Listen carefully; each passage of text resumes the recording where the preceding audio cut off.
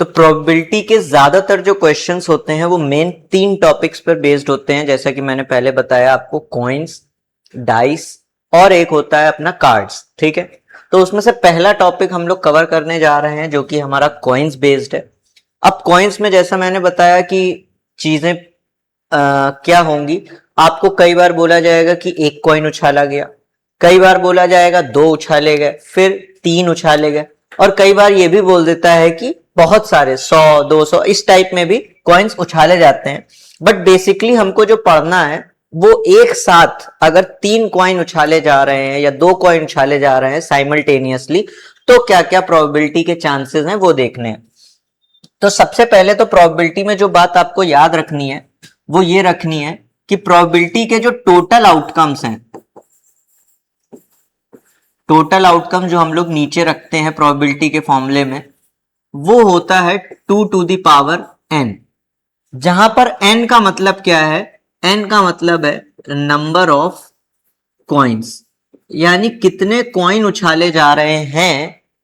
एक तो n 1 हो जाएगा, अगर 2 एक साथ उछाले गए हैं तो n 2 हो जाएगा, अगर 3 एक साथ उछाले गए हैं तो n अपना 3 हो जाएगा।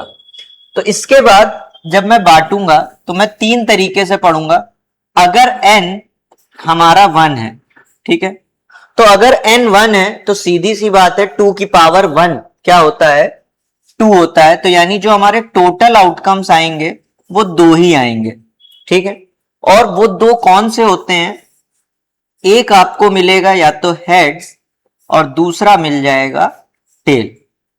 तो इसीलिए इसमें अगर कभी भी आपसे प्रोबेबिलिटी पूछे कि एक कॉइन उछाला गया, बताओ हेड आने की संभावना क्या है या प्रोबेबिलिटी क्या है, तो आप सिंपल सा बोलोगे सर 2 आउटकम है, हेड मतलब एक चांस। तो प्रोबेबिलिटी अगर हमसे हेड की पूछी जाएगी तो हेड की प्रोबेबिलिटी हो गई 1/2। हेड एक ही चांस है, 2 में से एक चांस। अगर मैं प्रोबेबिलिटी टेल की भी पूछ लूं तो भी वो कितनी होगी, 1/2 ही होगी। ठीक है, आई होप सो क्लियर होगा। अब दूसरी कंडीशन है हमारी कि n हमारा क्या आ जाए, 2 आ जाए। अब इसमें टोटल आउटकम कितने होंगे, टोटल आउटकम हो जाएंगे 2 टू दी पावर 2, यानी कि हमारा आ जाएगा 4। यानी इसमें 4 प्रोबेबिलिटी, 4 आउटकम्स निकलेंगे। क्या क्या है 4 आउटकम्स, आओ देख लेते हैं। सबसे पहले एक साथ मैंने 2 कॉइन उछाले, हो सकता हो दोनों में क्या आ जाए, हेड्स और हेड्स आ जाए। फिर एक चांस है कि पहले में हेड्स गिर जाए और दूसरे में टेल गिर जाए। तीसरा चांस है कि पहले में टेल गिर जाए दूसरे में हेड गिर जाए, और चौथा चांस है कि दोनों में क्या गिर जाए, टेल गिर जाए। तो ये हमारे 4 आउटकम्स होंगे। ठीक है, अब इसमें क्वेश्चन पूछ लिया जाता है कि जैसे क्या प्रोबेबिलिटी है कि एक टेल गिरे और एक हेड गिरे, तो प्रोबेबिलिटी ऑफ ओनली 1 टेल, अगर मैं बोलूं प्रोबेबिलिटी ऑफ 1 टेल, तो बताओ कितने कंडीशंस में एक टेल दिख रहा है। 2 ऐसी कंडीशंस है जिसमें एक टेल दिख रहा है, तो इसका हो जाएगा 2 बाय, और टोटल आउटकम हमेशा 4 रखने हैं, तो 2/4 यानी कि 1/2।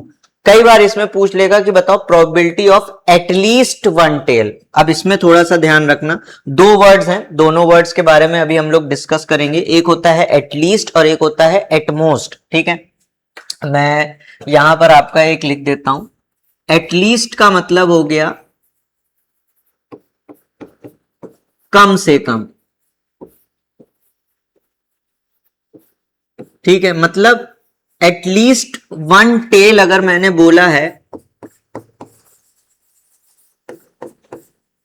तो एटलीस्ट एक टेल कम से कम होना चाहिए। एक से ज्यादा चलेगा लेकिन एक से कम नहीं चलेगा।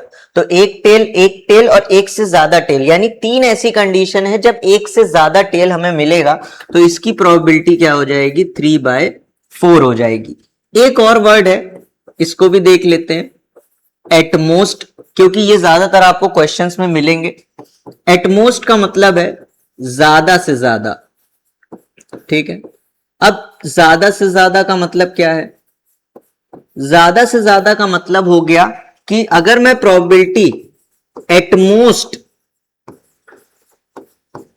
1 टेल की निकालूं एटमोस्ट का मतलब है कि ज्यादा से ज्यादा एक टेल हो सकता है, उससे ज्यादा नहीं होने चाहिए, उससे कम चल जाएगा लेकिन उससे ज्यादा नहीं होने चाहिए। तो एच एक हमारी ऐसी कंडीशन है जिसमें जीरो टेल है, तो जीरो टेल वाली कंडीशन भी इसमें ली जाएगी, क्योंकि मैंने क्या बोला, ज्यादा से ज्यादा एक होना चाहिए, कम से कम कुछ भी हो, जीरो भी हो जाए चलेगा।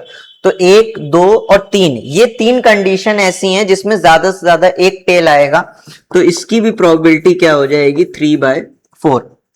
इस तरीके के क्वेश्चंस आपके पूछे जाते हैं। ये क्वेश्चंस अभी हम लोग अपने डिस्कस करेंगे सारे टाइप के, बस यहां पर मैं केवल एक्सप्लेनेशन के लिए ले रहा हूं। इसके बाद एक तीसरी कंडीशन हमारी आती है क्या, जब n हमारा होता है 3। अब सीधी सी बात है, अगर n 3 है तो जो हमारा टोटल आउटकम आता है वो आएगा 2 की पावर n, यानी 2 की पावर 3, जो कि हो जाते हैं 8। तो इसमें हमको 8 आउटकम्स मिलते हैं। कौन कौन से मिलते हैं, चलिए वो देख लेते हैं।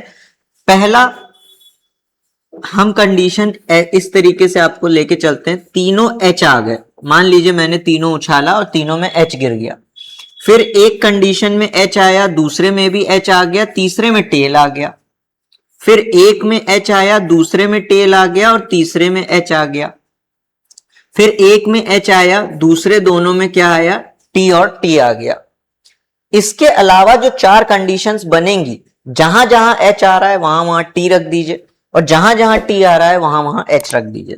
तो T T T T T H T H T T H H. तो ये हमारे टोटल 8 आउटकम्स निकले, अगर कॉइन 3 बार एक साथ टॉस किया गया है साइमल्टेनियस। ठीक है, तो इसमें भी क्वेश्चंस कैसे आएंगे, क्वेश्चंस इसी तरीके से आएंगे, जैसे मान लीजिए प्रोबेबिलिटी ऑफ एटलीस्ट 1 टेल या एटलीस्ट 2 टेल। तो अगर एटलीस्ट 1 टेल बोल रहा है तो कम से कम एक टेल होनी चाहिए, ज्यादा से ज्यादा वो कुछ भी हो सकता है। तो कम से कम एक टेल का 1, 2, 3, 4, 5, 6, 7 ऐसी कंडीशन है जिसमें कम से कम एक टेल तो है ही है, तो इसकी प्रोबेबिलिटी हो जाएगी 7/8। अगर मैं बोल दूं एटमोस्ट 1 टेल, एटमोस्ट 1 टेल का मतलब है ज्यादा से ज्यादा एक टेल हो सकता है, उससे ज्यादा नहीं होना चाहिए, कम चल जाएगा। तो 1 हो गया, 2 हो गया, 3 हो गया, है ना, 4 हो गया। तो 4 ऐसी कंडीशन है जिसमें ज्यादा से ज्यादा एक टेल आ रहा है, तो उसकी प्रोबेबिलिटी हो गई 4/8, यानी कि 1/2। इस टाइप के क्वेश्चन सारे देखेंगे। आई होप सो ये चीज क्लियर हो गया होगा, इसको माइंड में सेट कर लीजिए और एक बार रिवाइज कर लीजिए, ताकि ये आगे आपको बार बार इसको देखना ना पड़े, ये प्रोबेबिलिटीज या आउटकम्स आपको माइंड में भर जाएं। अब हम लोग डिस्कस करने वाले हैं डाइस के बारे में, तो चलिए बढ़ते हैं अपने डाइस के टॉपिक पर।